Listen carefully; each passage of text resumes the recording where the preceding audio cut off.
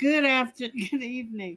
This is Professor Amina Al-Din with Critical Talk, and I have the wonderful fortune of having with me this evening two wonderful imams, and I'm thinking that both of you are out in California. Am I correct? I'm in No, California. Yeah. I'm East Coast based. Oh, okay. So now I don't feel so bad. One got son and forever, and the other one is stuck in the situation I am. We have uh Imam, and I'm going to call him an Imam, whether he wants to call himself that or not, Kenny Solis, who was raised in California and transitioned to Islam from a Latino Chicano descent. He completed his BA in political science and law from Cal State Los Angeles University while simultaneously pursuing a degree at the College of Islamic Studies and receiving a second BA at Cal in Islamic University in theology and law. He is currently attending Bayan School of Theology as he is completing an MA in religion with a focus on Islamic studies and certificate of chaplaincy. He does a lot. But let me say, he is an activist, a budding scholar who has volunteered for institutions like Insight Academy, and I think that's LLOC Dawa, and outreach and teaching Latinos locally and abroad, such as in Tijuana, wait a minute, Rosarito, and Mexico Massaget. Imam Danny Saldago has a master's degree in Islamic Studies and Christian Muslim relations with a concentration in Islamic policy from Hartford Seminary. He also has a master's degree in teaching English at, to speakers of other languages from Murray State University and a bachelor's in Arabic and political science. He's completed a 2-year Arabic program from Al Qura University in Saudi Arabia. Additionally, he studied with scholars in Saudi Arabia and received 2 high ijazah from around the world. He served as president of the MSA and Asabil at SUNY Binghamton, secretary for IAMO, the first national Latino Muslim organization. Let me say, welcome, salam alaikum, and it is such an honor. Catching you two dudes has been quite a journey. Walaikum salam. Busy men, my goodness, you're all over the place. Um, and one of the things in critical talk, and you can tell by the questions I sent you, is I have loads of things to talk with you about. First, one or the other, I don't care who starts, can tell me tell all of us a little about, um, and I hate to call it the Latino transition to Islam because Islam has been south of our borders, our new borders, and I'll call it new borders because California used to be Mexico, and I don't want to do history tonight, but our new borders for quite a while. So you want to give us a short history lesson because it is imperative. Who wants to do us? And you want to talk about the East Coast? Talk about the West Coast? Yeah, that's a good way to do it. Thank you. Okay. Are you speaking more about historically or? Just a little bit of history. I don't think many in our audience understand the slave trade, but and those that understand the slave trade don't understand the religious trade, you know, and sending religious and faith traditions from shore to shore. Okay. Well, I guess I'll go ahead then. Of course, Bismillahirrahmanirrahim, Alhamdulillah Rabbil Alameen. Uh, First, I think that if we first look at the 1492, that year was a Oh, critical that was year. a hell of a year, wasn't it? I mean, just sunk all of us. But go ahead. Well, yeah, that was I believe that same year, if I'm Mm, not mistaken, was the year that we've had the fall of Granada in Spain, which was part of then Al Andalus. And at that time, you still had Muslims living in Spain. right. And that same year was the year that Christopher Columbus, or in Spanish, Cristobal Colon, was commissioned to come, with his three ships. And with that came everything else, as we know, the European powers Yeah. to the side of the world.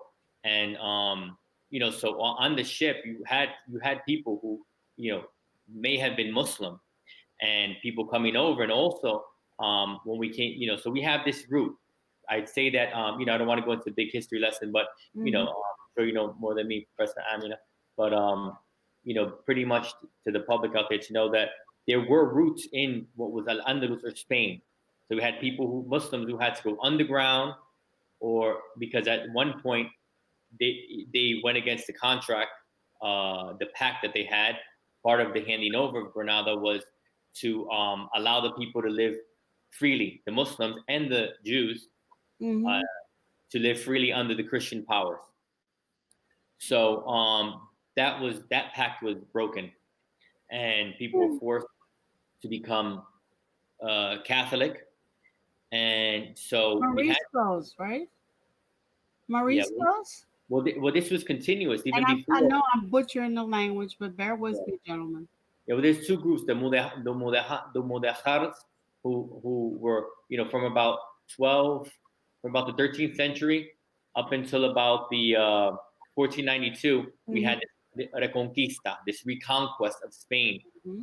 Um, so the Muslim areas, I think the first part of that time was called the Mudahars, and then the second half was called the Moriscos. Uh-huh. So we had these Muslims living there in these different areas of Spain, forced to become Christians. And so this, people underground, so Islam, and it was in the society for a long time, and you cannot erase it. And you still see the architecture. So I say Yeah. that this is one route, and from Islam coming from Spain. And then you have another route, as you spoke about, with the slave trade, because slaves coming from Africa to certain parts of Latin America, Hmm. um, where you had different Muslim ethnic groups from Western Africa primarily.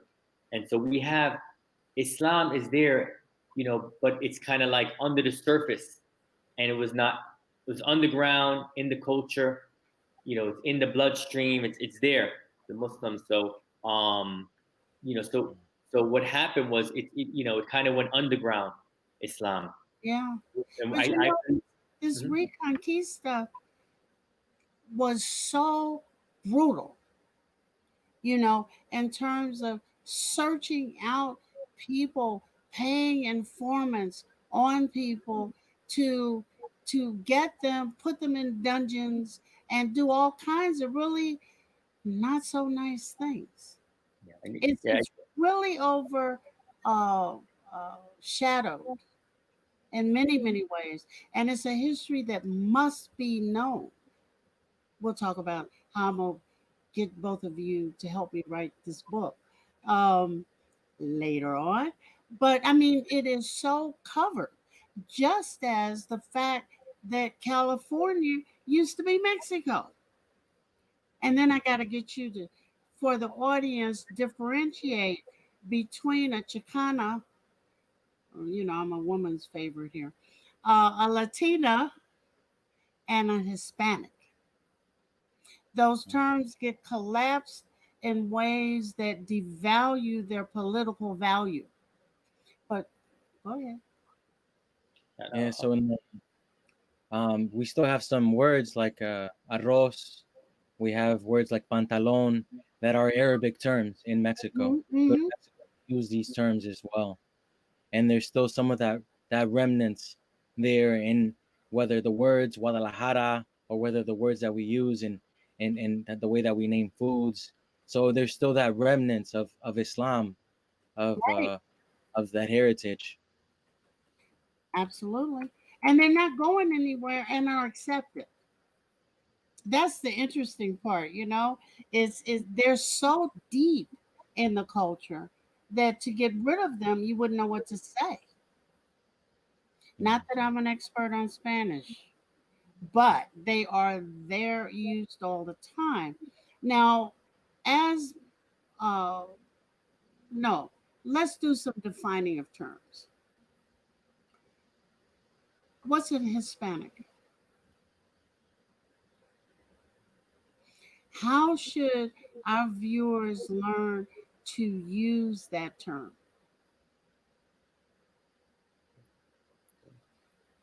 Well, Don't let jump at once. I'll, Roll it sure, out. I'll go ahead then if Ken's not going to, Ken. Okay. Well, I think these terms they have some value, and but we can't. For myself, I think we have to be cognizant of the roots of some of these terms.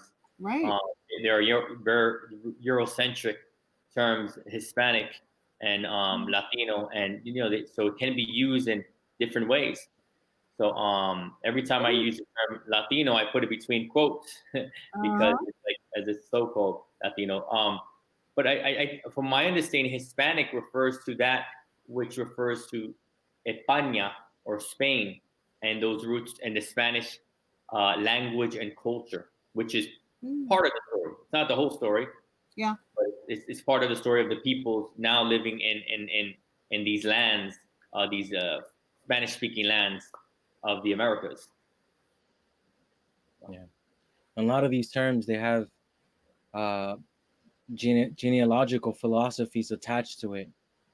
For example, the word Chicano was something that was established in the 1950s and 60s, where the Mexican people in California, they were like, no soy de aquí ni soy de allá. I'm in California and they're telling me to go to Mexico, go back to Mexico. I go to Well, you're Mexico to still visit in my family. Mexico. And yeah, I know. And my family tells me, you're American. So Yeah. what am I really? So they came up with this term, Chicano, which it comes from an Aztec word, Chicano, because the Mexico used to be they used to have the X was a cha sound. Mexico, Mexico. So Mexico. they took that and they made it into Chicano. And this is the Oh, identity that was developed, the term that was developed, and throughout history, throughout years, it's changed. It's changed and it's been attached to different philosophies, liberalism, and other philosophies that are attached with it. And it's lost itself from the movement, from the Chicano movement, from the Aslan movement. It's become something totally different. wow. So when people are dumping everything into the pot called Latino, we're Xing out a lot of people. I think the critical thing is we got to do this book, guys, because when migrants hit, our crazy news, it became, oh, people are coming from El Salvador and they're coming from Guatemala, and Americans are saying, where is that?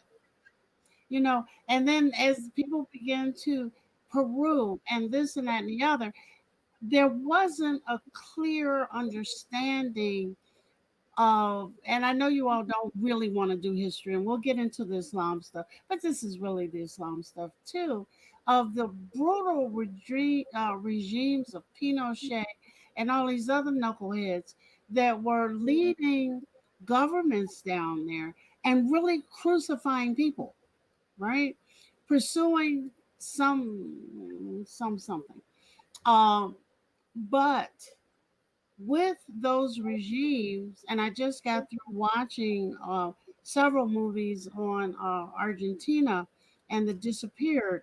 You have to contextualize who are the people coming, and some of those people coming are Muslim. You know, as Mexico gets the American version of itself, which means we're going to focus on whatever violence there is in Mexico. Skip Chicago, and go to Mexico. I mean, these people are violent, they're out of their minds, and etc. So when you talk about quote unquote, I'm putting the parentheses there, Danny, quote unquote Latinos who are Muslim coming from Mexico. Well, now I get to call them rapists and violence and this and that and the other. They get thrown into a brown pot, like the young man. I'm not sure, and you can tell me, that was hung or there was an attempted hanging recently. Do you know what I'm saying? They're caught up in a whole other schema of violence. So I'm gonna let you all lead it. 'Cause I'm telling you, I got 9,006 questions. If I may, I don't mean to digress, but or Please to digress. no, or to go back, but you know, if we sort of moved on, but I think the question Latino hasn't been properly defined, and that itself, from what I know in the 1800s, Napoleon's brother had come to Mexico, You and mean he had the nerve to have a brother? He wasn't bad enough. He had to have a brother too. Go ahead. I'm sorry. and from what I know, he tried to say, look, he kind of coined this term Latino, being Really? that Spanish comes from a Latin origin and French as well. And so, I guess since then, kind of Wow.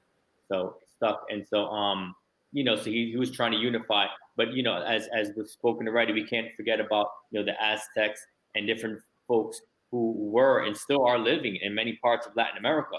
So Yeah. when I say Latino, it's more comprehensive to say probably something like the in Indio Afro Latino. To speak about Oh, I the like whole, that. as a whole, the Yeah. people there, and that's probably even, it could probably be more expansive than that.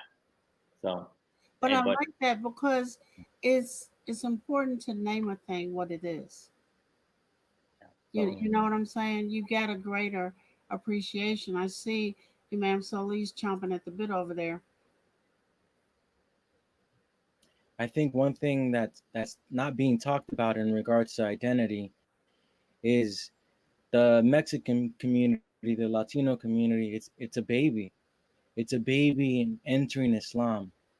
You every day you have converts converting to Islam in Rosarito and Tijuana and Guadalajara, and there's still that question of, can I be Latino or be Mexican and still be Muslim? What does that mean Well, it for depends on me? what. Don't you How think can I interact it depends with on? my culture Mhm. in the Quran? But don't you think that depends on? So a I think highly important article it is means here. keeping your identity. You don't want to be an Arab, Indian, Yes, but African, whatever. Well, I'm gonna get this. Hey, baby, I'm gonna get this list together here. But you understand what I'm saying? You can't be somebody else's culture. You have to be your own and bring that richness to the palette that is Islam writ mhm, large. And I can see it, but I don't see. Um, yes. I don't wait. Tell me more about this identity dilemma. I'm not giving up learning how to do the salsa, but tell me more about this. That's me. Uh, Uh, Identity issue. yeah. I think I can't hear. Is it just me or? What's happening is that there's a new need for a new pedagogy, a new curriculum of Islamic studies. Can you hear me? Yes. Okay. Now you went You can away. hear me? It's good. Now. So, what I was saying is, you can hear me? Yeah. So, there's a need for a new pedagogy.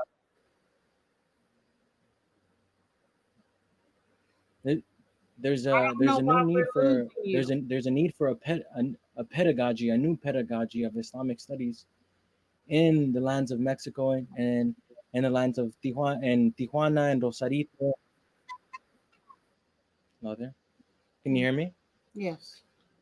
Something is going on, and it may be the Is weather. that better? We'll work through it. Yes. Assalamualaikum. Alaikum salam. So when you say Yeah. new pedagogy, meaning a new way of teaching, Can you hear me? yes. Can you hear me? Exactly what are you saying? Yes. Can you hear me? Yes, I can hear you. Can you hear me? Okay. When he's talking about, while he's straightening that out, a new pedagogy, what are we talking about here,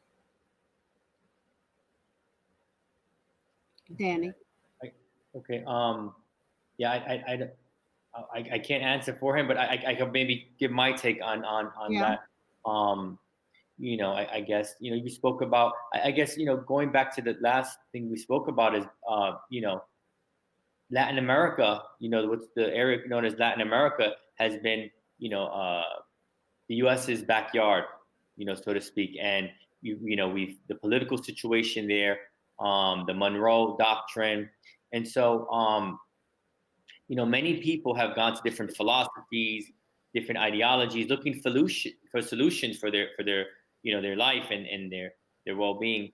And I think for one of the first groups that had come to Islam on the East Coast had come out of different what would you say different movements and Puerto Rican Mm-hmm. Latino movements, Mm-hmm. such as the Young Lords Party, Right. um, and so some of the first people who had accepted Islam had, they were looking at Islam as a sort of, what would you say, like, I guess you could say like some sort of like liberation theology. You Okay. could say. I mean, before there had been a few Muslims, but those that were trying to merge their culture and Islam and seeing the connections and trying to bridge the gap. Um, they were trying, they were trying to do that. And some of those, one of the first organizations that had come together collectively was the Alianza Islamica. But it will let Uh-huh. Uh-huh. uh, Kenny continue what he was saying. We're back to pedagogy. Yeah.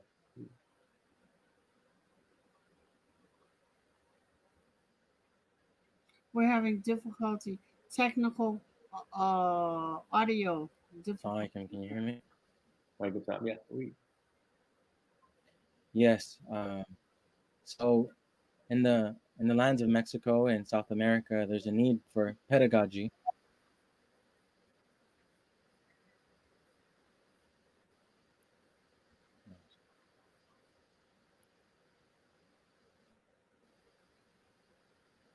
Hello? Assalamualaikum. Like the time. So, what is this new? Oops, he's gone again. So, in needing a new pedagogy, a new curriculum for how people can come, African Americans have the same problem because many of us want to jump over into somebody else's culture and just play pretend we weren't black. But that's a different story, long story.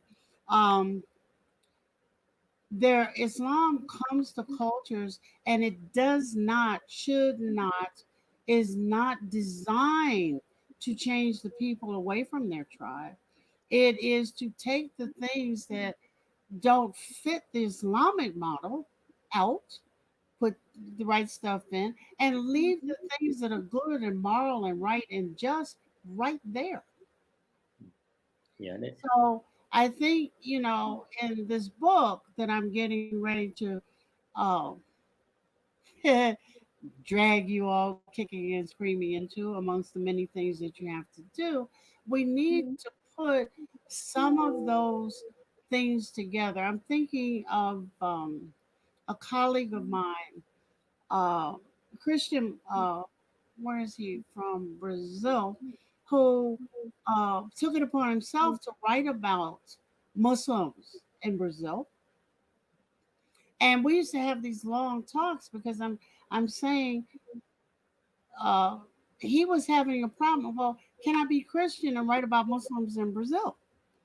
Well, if nobody else is writing, you give us something to either rebuke or say, okay, we'll take the good out of that. But we gotta get something out there for, especially for people teaching about Islam in America, because Yeah, it's gotta include that diversity. It's gotta talk about the people who are continuously transitioning into Islam with all of the herky jerky kinds of things that that brings. And we've got to figure out a way to talk to each other, because what's being brought here is a different set of stuff. I mean, into the Islamic family. And it's a history and good stuff that has to be acknowledged. And I see he's still, the weather, I don't know about California, but in LA, whose weather I totally envy. But out here, there are storms right now. So we're having a lot of difficulty, which means that I have to get you guys together again.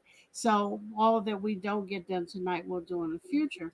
But I'm going to leave this up so that we go on. But how has in California the Muslim community, the Spanish speaking Muslim community, weathered the pandemic and the protest? mhm. Well, I can't really speak about in California being that being from the East Coast, but Oh, wait a minute, I got my people mixed up. Sorry. Well, no, how no is the Latino community? Not, I don't want to use Latino because then I got to do the quote thing. How is the Spanish problem. speaking community weathering the pandemic and the protests? They're one of the minority communities that has been hardest hit. Yeah, well, I know in my family alone, I had my sister. She had a she had gotten the COVID-19, and thank God she's gotten over it. Oh, alhamdulillah. Yeah, Mm, but I think, and I know other people who have gotten it within the Latino community. Alhamdulillah, they've recovered. There were some sisters I know in the Union City area, New Jersey. mm. So we had different cases, that I know of personally, of people who have But gotten. in the Spanish speaking community on both coasts, the lack of health care, the lack of access to health care, uh, the threat of deportation for undocumented, this darn temporary DACA mess. Uh, I'll just smile because I don't want to say anything not publishable here. Um, and it's temporary. It keeps people's anxiety levels sky high, right? Uh, but I know that the uh, community suffered lack of hospitals, lack of empathy on the parts of physicians and nurses, just name it, not being able to get care. And Imam Solis, we're going to come back to the issue of pedagogy now that you're back with us. So I want to talk a little bit about that because ICE really did not stop its searches, you know, and the fact that a pandemic made people shelter in place made it worse. Mhm. So now the question in regards to that, as we think about should we protest or should we not protest? Uh, Hmm. my parents and my in-laws, they both don't have health insurance, so it would be difficult to put them at risk. So Right. we, the millennials, are the driving force for change because there we need to keep him safe. My wife's uncle, he got COVID, and he was seriously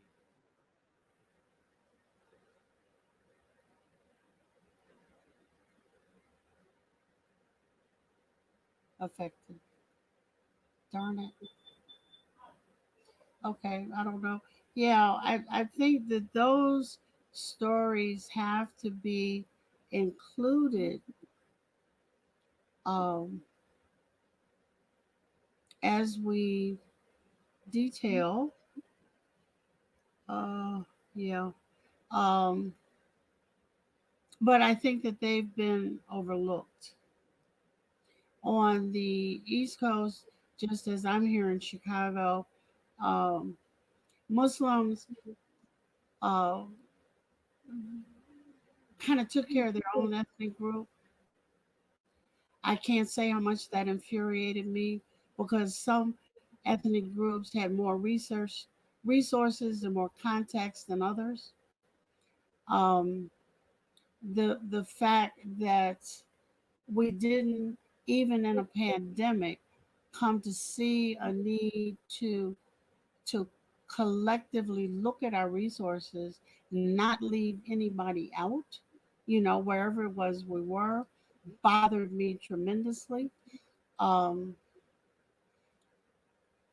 and I think we need to interrogate that because, as COVID revealed, it was housing, it was education, it was healthcare, it was finances, it was unemployment, it was all of these things coming to sit in laps all at one time, and it was like, oh my God, what do I do here? So, what mental health resources were Spanish speaking communities able to come up with out on the East Coast? Yeah. Well, I mean, it's I don't really know. I could just speak for my personal experiences that I know because I don't that's not really my area of expertise as far as the No, I don't healthcare. want you to be the expert, but you saw people Yeah, going down, coming up, having nervous breakdowns. yeah, but I think like my sister, for example, she works in Perth Amboy, New Jersey, and it's a very heavily so-called Latino area, and there's so there she you know as far as the resources, I think there could be more resources on the ground because she herself got, as I said already, she got the COVID-19, and it was right in the office from people coming in, and it wasn't even from the patient directly. Oh my Um, goodness. it's from the patient who gave it to her, the coworker who gave it to her. So that was how and so but we see the death and the death toll raise, Mhm. rising. We see people denying it. We see people trying to I don't know. People trying to not take precautions, and I think that many much more resources could be thrown in this area. As far as and there's those that are more. I would say those that are more vulnerable. We should be helping them out. That's what I feel. I know a few years ago, there was talk about the compassionate conservative or compassionate conservatism, but I don't know what happened to that. at least as an idea. It went the way of those treaties. It Yeah, I don't know. followed those treaties to the Yeah, trash can. I Uh-huh. don't know. At least as a slogan, at least, or something. But I don't. I don't know. We should be compassionate. Every person should be compassionate. Every person and every Muslim, every human being. We this should be compassion. Should be compassionate. Allah is Rahman. You know. So Well, how yeah, do you let me do my critical part. As men of faith who have gone off and studied somebody else's version of Islam, bear with me here. how do you take what you know from a faith position and what you've learned to teach in your communities? Is, it's one thing to say we should have faith, we should have compassion. Allah says da da da da da. But then when you don't see people acting in that way, what do you do?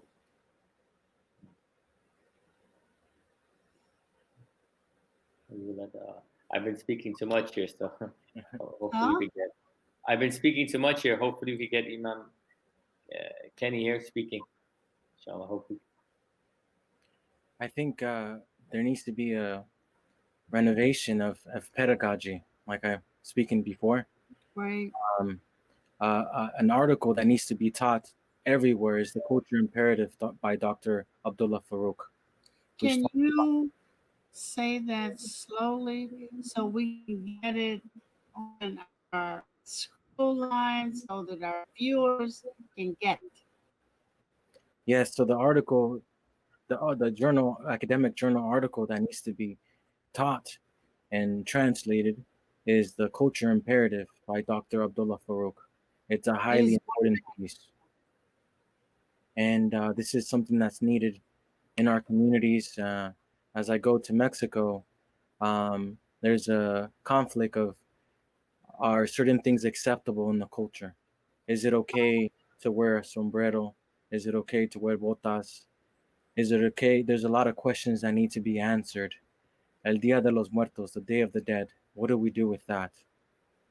These are these I questions have that to need to be admit that answered. scared me. I said, "You doing what?"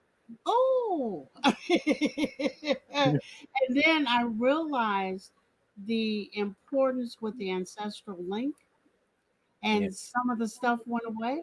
And how, if I can dig up an old Arab sheikh to study, then I have to think about how cultures revere and transmit through a reckoning with ancestors, Hmm. inside the family and inside the community. So I think that perhaps that's one of those things that before just people out of hand dismiss it, see what can be done with it, Yes. you Yes. know? And I think what's also needed as a teacher myself is a Socratic method, question and answer. I love it. I love it. I love it. You ask them a question, what is culture to you? Mm-hmm. They answer and they grasp the knowledge and they come up with their own answers Mm-hmm. instead of Mm-hmm. having this rote memorization Right. that you see with the Greeks, with the Romans. There With needs to the be Arabs. a slightly different pedagogy and for these different communities. Yeah. No, you're absolutely right. It's one of the things that is missing in Islamic studies It, is critical thought. yeah. Oh, I remember when I was in graduate school, it became a real fight because I had to take on extra courses to get courses in critical thought, uh, to see what I could do with them inside of Islamic studies, which is all rote memory. Mhm. And people like uh, Imam Abdul Farouk he's wrestled with the same kinds of things that all of us did, in these, oh my God, it took me 10 years to do Islamic studies, because you're memorizing, but there's no question and answer. But I think it's sneaking up on, but that's not our problem. Our problem is people coming from very old cultures who have these things in there, and it becomes, how can I be Muslim and not lose my cultural identity over to something else, Mhm. even though the something else doesn't want you in their cultural identity. Mm. If, if I may, I have. um, Hmm. I just want to say that I think I had a similar discussion, maybe not exactly the same, but the other day on Facebook, and And I think the two areas that really, like you said, and I was thinking the same thing about critical thought is, learning fiqh and the usul of fiqh and knowing that well, and that's and that and I forgot which other area I said, or knowing the beliefs, the Muslim beliefs, knowing that well, then you'll be able to um, or make those decisions. We don't need to be just cutting and pasting what scholars, other scholars, respectfully, living here or living overseas now or in the past have said on things. We should be creating a generation, people who are able to think and take the sources and Absolutely. produce fatwa, produce Right. answers to questions, and cultural in the cultural context. I said this to someone the other day that it says in books of fiqh that the person of or Rasul of fiqh, the person that gives the fatwa has to know the culture. You have to know the urf, Exactly. the But custom. that's what don't matter which madhab you're in. You, the person doing the fatwa, has to know the cultural content and should live in it. Yeah. Not be an ivory tower observer. You're And absolutely right, and we can add that uh, to Imam Solis's idea of this new pedagogy, which is absolutely important. I want to shift a little bit, and we're going to go a little longer, or we may actually redo this because there's so many important points that mhm. you all have brought up, and I would be remiss if I didn't explore them and examine them, you know, to the nth degree here. But this DACA thing, um, I don't get it. you know, many of us in the African American community have been trying to be deported since we learned what deportation was, except we didn't know where we were going. It's like get out from under racism and the systemic this, that, and the other. It's like, please deport me somewhere. Um, so we have children, and I'm guessing from babies to 12, 13, somewhere in there, whose parents brought them to this country when our borders, you could, with some difficulty. I don't ever envision that there was never any difficulty, but that they could bring them here. Those children have grown up speaking bilingual, many of them. Some of them are monolingual, speaking only English, been schooled here, learn how to taste stuff here, smell stuff here, touch stuff here, shop here. And then now you're talking about sending them back to an ancestral home that they've never been to. What is going on here? Sadly, this is the reality for a lot of Latinos in this state. And like you said, this is horrible.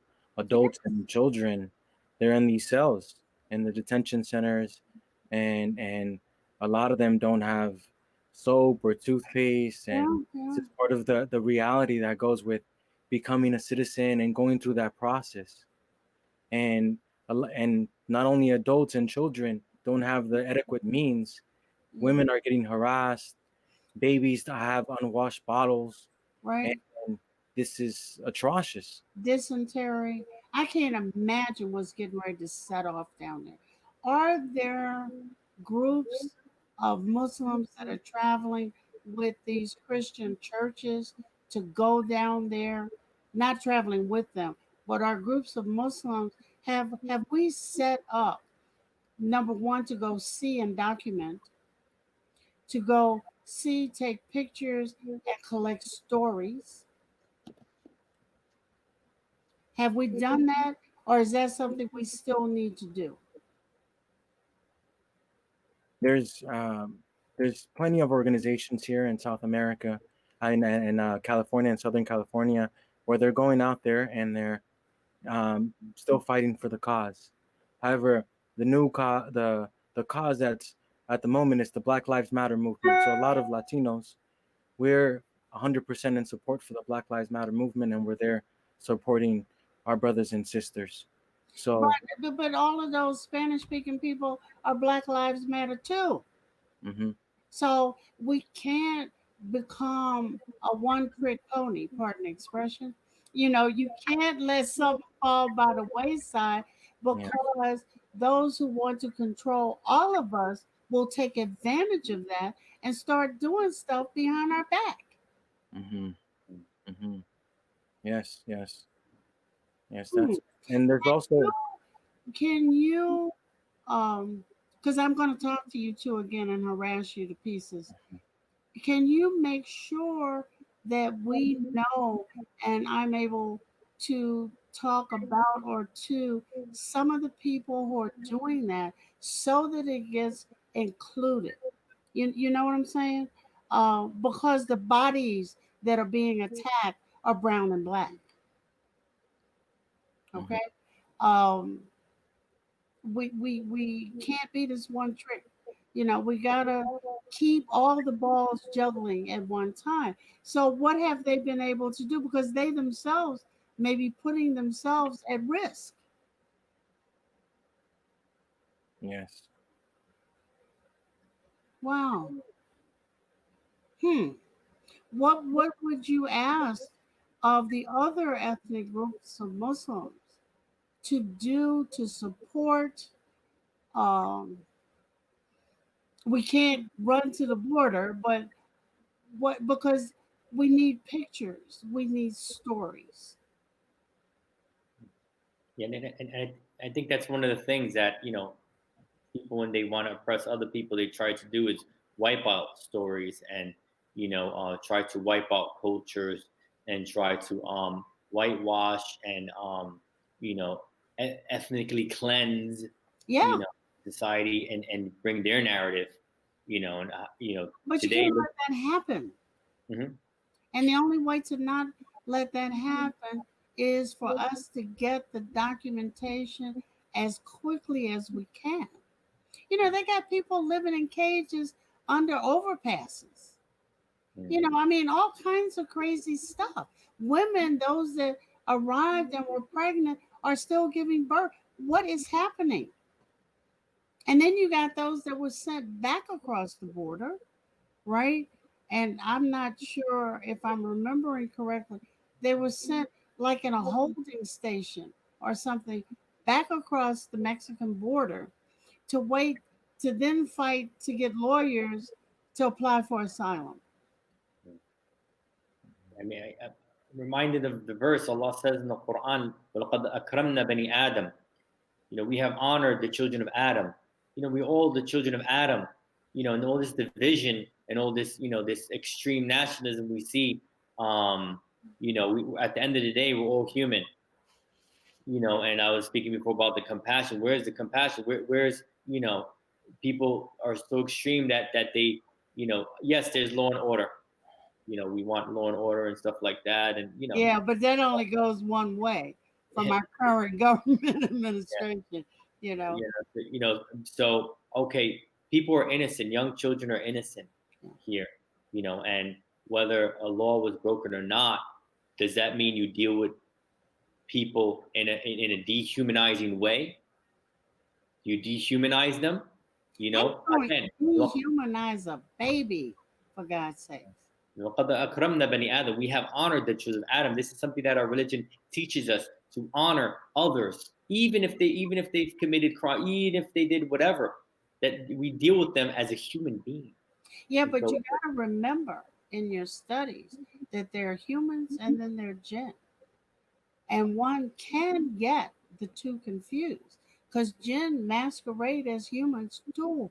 But you can tell by their actions, usually, right? What's going on there. When you start digging for a moral response and you wind up in a deep, dark hole like our president, people with no empathy, no compassion, you see, then you got to say, oh, well, maybe I thought you were human. My producer's over there having a heart attack. But do you understand what I'm saying? Because many of us, the moral component has just gone dead, Mm.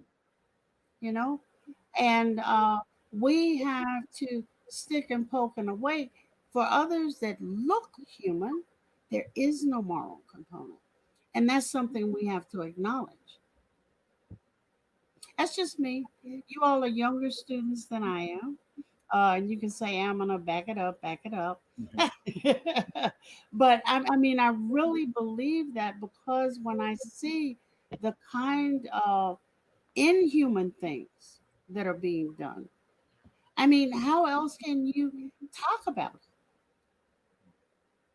I mean, you've got 700,000 people plus being called something called DACA. You know, what the hell is that? You know, you're no longer human, you're this acronym. And that's just horrible. But so, how do you see what has recently happened in the Supreme Court? They didn't even put a good band aid on it. They told our government how to amend it to do some more damage.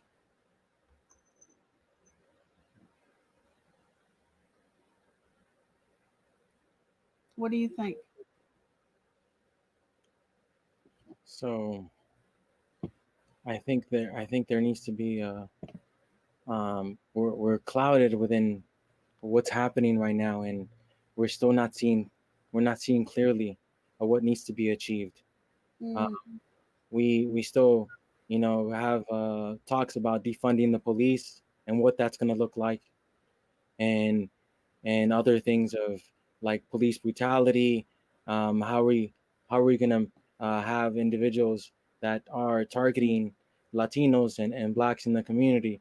How are we gonna have an how are we gonna have a way where that doesn't happen again? So we have several issues that we're unpacking, and it's overwhelming. no, Uh, let's not get overwhelmed. We can do this.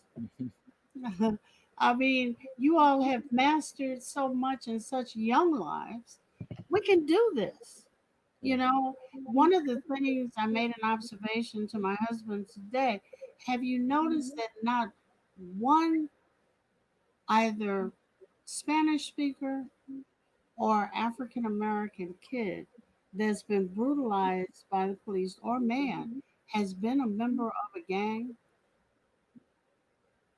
They're not brutalizing members of, what is it, M13. They're not brutalizing members of the Vice Lords here in Chicago. They're brutalizing innocent kids.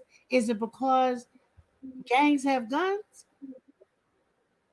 and are likely to shoot back, stomp back, stalk back? You know, what's going on here? yeah, That's a good question. Yeah, because look at who they're brutalizing. They're brutalizing our innocent. Well, growing up, we had a term for people like that. They're called punks.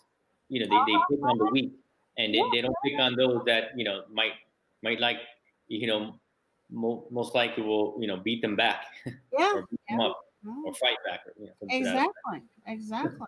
Because not one, I was scouring the papers, scouring the news, and that is not happening. It would be interesting if the gangs marshal to become the protection of the community. Wouldn't that be a kick? You know, so kill each other. And wait, I won't have anybody to recruit if I keep letting this go on, you know? So maybe I need to do something else. I'm thinking that as we have in one community in particular, yours, issues of detention camps, borders, a kind of rhetoric that is going on. You know, the Spanish speakers are rapists and this, and that. There are all these things. Oh, but on the other hand, we need them to pick the crops, and and we don't need to give them protective equipment because they're just out there picking the crops. You know, as if they're not human beings who deserve the protection or you won't eat. But you know, they're just out there. Um, we have people. There is a story uh, on Netflix a series called Dirty Money. And one of the stories, Imam Solis, I don't know if you've seen it, is about a I've not remembered the name of the valley, but it's a wine growing valley. And most of the pickers and the people who live in the small place are Spanish speakers. So Wells Fargo set up to invade them literally by saying, no, don't keep your money at home, put your money in the bank. Then it moved to, after they got the money in the bank, behind their backs, involve them in credit card schemes, Wow. right? So that they owed, oh, you got to watch this. They owed all of this money. They were losing their homes. I mean, all kinds of stuff.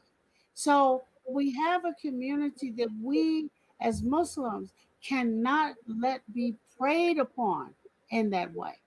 If we have to get all the translators we can get, you know, to make sure that we as Muslims are a community that can name things and inform our communities in their various ethnic seatings.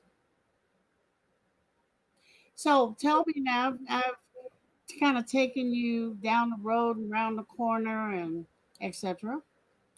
What do you want us to know? Because we got to get back to some of this history. We got to come back to what is happening regionally. And this is great because one of you is on the East Coast, one is on the West Coast. Um, the Latino Muslims in the Midwest, quote unquote, have really suffered because I think that they thought uh, that other slightly larger ethnic groups of Muslims were going to be accepting. But what they did was they made them performers. Oh, at ISNA, we're going to have a Spanish speaking section. Well, that meant the only people who came were Spanish speakers. Right? Do you see what I'm saying? And that's about as there was no cultural exchange. You know, they've been marginal actors to other plays. So we got to come back to some of this. I think it's critical, and I'm committed. And like I said, you all can come kicking and screaming. You can even fuss at me in Spanish, and I got 4 books. I will look all the words up, figure out what you're calling me. But what do we need to know? What do we need to know?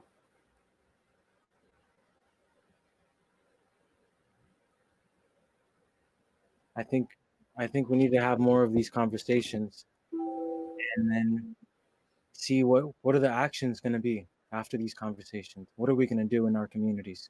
How is that going to look like? What is the reality of that going to look like in our communities, and the Muslim communities and the larger communities? There's all these things that need to unravel and unpack, and I think that's what's needed. Yeah. Okay.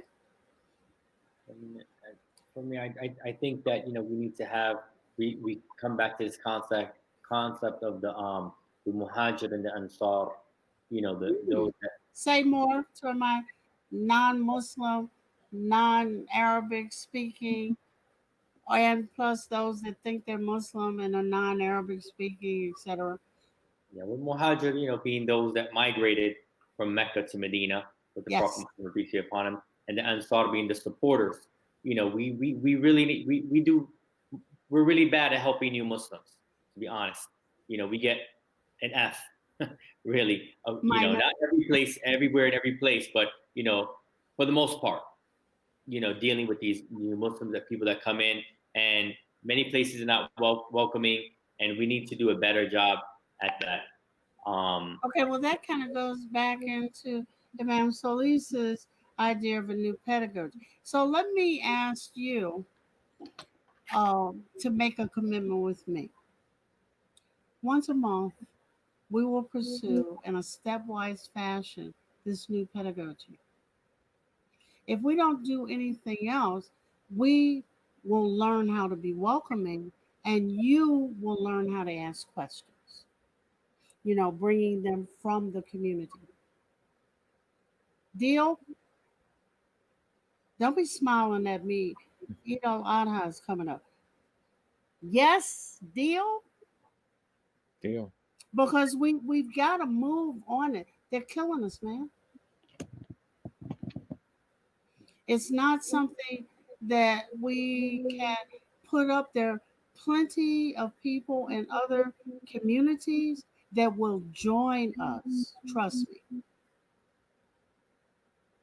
If we lay out a plan where we're going to do this once a month, step by step, in that month, in the other portions of that month, we will talk back and forth on email, something, and we will get. But what we need to know is what you need, and it's not a one-way street. It's what you can give. You see what I'm saying? And I mean, we talked about that. The I don't want to call it the death mask. You don't know the trouble I went through with those masks and this celebration. And then it hit me. Bang! Wait a minute. There's something else going on here that I don't know. You know, you gotta tell me what you got to share what you bring to the pot. It's not just about food, it's about so many other things.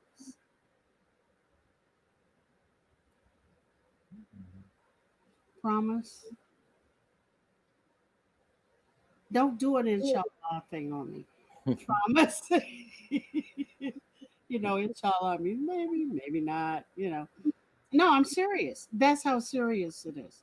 We can't afford to lose our young people, our babies, our women, in any aspect of the community. Okay? This has been wide ranging, full of technical difficulties, but because we're coming back, we will iron out all of those. If either of you would like to contact me offline, and when this program is over, we'll talk a few minutes, please do. And thank Thank you for bringing up that paper. And if I can catch Professor Umar, we will discuss the paper with him online. Okay. So I'm going to give my salams. Thank you very much for your time. Sorry about the technical difficulties. I tend to use the Socratic method. I will bombard you, as you both now know, so you can have your cup of coffee and be ready to go. Thank you. Salam thank alaikum. you for Stay. Alaikum having salam. me.